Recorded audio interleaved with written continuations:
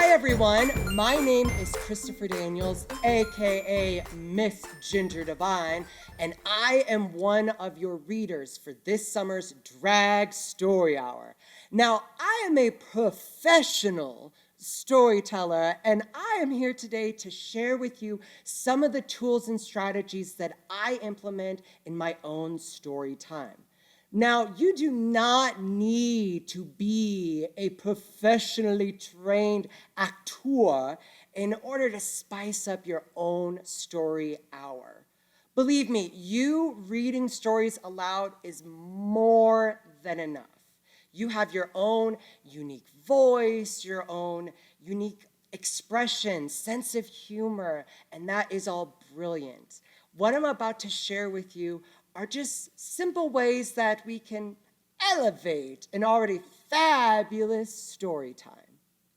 Now, one of my favorite ways to invigorate story time and make it more captivating and engaging for young audiences especially is character development. When I take on a character and bring it to life, I'm no longer just simply reading a story. It's now become a performance, and I'm inviting the audience into that performance. Here are some simple tips that you can use to develop your own characters. I will read through a story, and I will identify the main characters of the story, and I will seek to find the key characteristics of that character. So, how do they move throughout their world?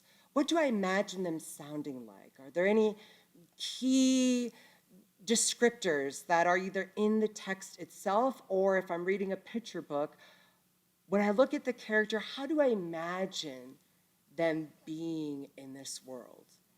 And I choose 2 to 3 bold and interesting choices. I do not want to overwhelm myself. There could be multiple characters in this story, and you have to sustain the choices that you've made throughout the entirety of the tale. So be kind and be generous with yourself. If you're doing multiple characters in a story time, think about how to create contrast. So if you have a character that's very big and loud and their gestures are very pronounced, what can be exciting and interesting is to then find a character who could be the opposite. So maybe a little softer, a little quieter, a little demure.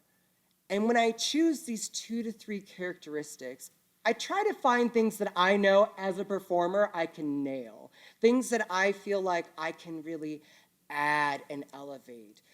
Because ultimately, we're here to read the story. The text and the pictures are enough.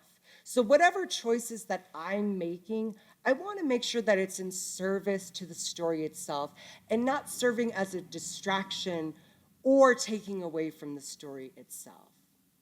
Well, I hope you found that tip helpful for your own storytelling extravaganzas.